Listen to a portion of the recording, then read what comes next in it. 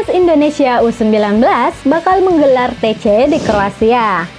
Di sana, skuad Garuda Muda akan mengikuti HNS Cup 2020 atau turnamen mini persahabatan untuk menguji kekuatan tim. Hai YouTube, selamat datang di channel Kulu Kulu. Sebanyak 3 tim yang bakal menjadi lawan Timnas U19 di HNS Cup 2020. Mereka ialah tuan rumah Kroasia, Bulgaria, dan Arab Saudi. Turnamen ini juga bisa menjadi ajang bagi Sintayong untuk mengotak-atik formasi dan taktiknya, serta mencari pemain inti dari 30 pemain yang diboyong. Tanpa basa-basi lagi, ini dia 3 formasi yang bisa dipakai Sintayong di HNS Cup 2020. Simak ulasan kami berikut ini ya.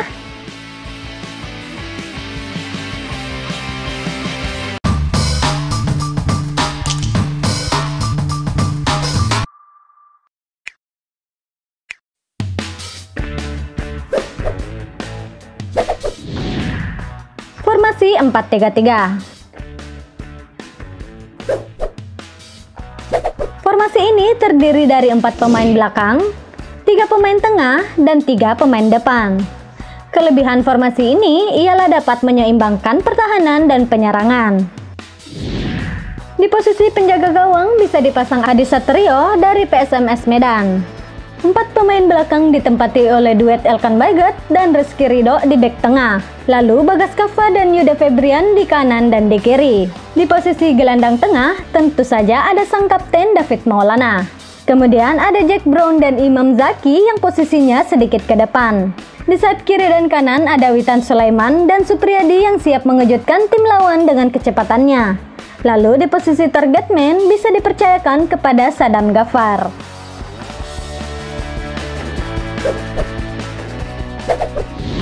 Formasi 4-2-3-1. Formasi ini terdiri dari 4 bek, 2 pemain tengah bertahan, 3 pemain tengah menyerang, dan 1 penyerang. Kelebihan formasi ini memiliki pertahanan yang solid dan penyerangan yang lebih kreatif. Posisi kiper bisa ditempatkan Erlangga Setio dari Persib Bandung. Lalu 4 pemain belakang bisa diisi oleh duet Elkan Bagot dan Komang Teguh di bek tengah, Pratama Arhan di bek kiri, dan Bagas Kava di kanan. 2 gelandang bertahan bisa diisi oleh David Maulana dan Andre Octaviansyah. Kemudian 3 pemain tengah menyerang bisa ditempati Witan Sulaiman dan Supriyadi di sayap, lalu Jack Brown di tengah. Adapun sebagai target man bisa dicoba kepada Serdivano.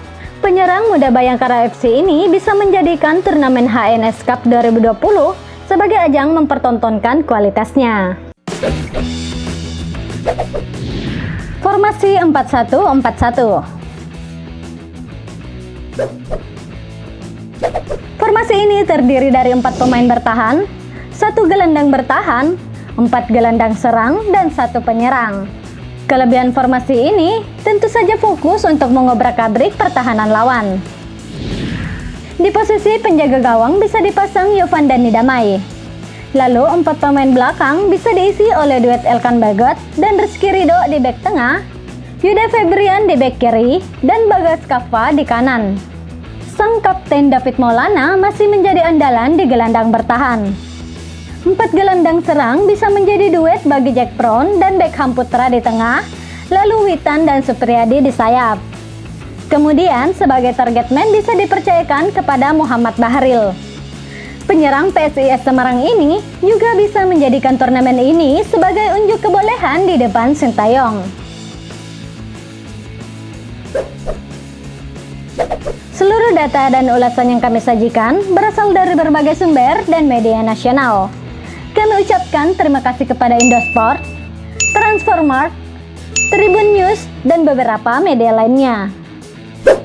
Itulah tadi 3 formasi yang bisa dipakai Sintayong di HNS Cup 2020. Kalau menurut kamu, formasi dan line up mana yang paling oke diterapkan? Silahkan komen di kolom komentar ya. Sampai jumpa di ulasan kami selanjutnya. Wassalam.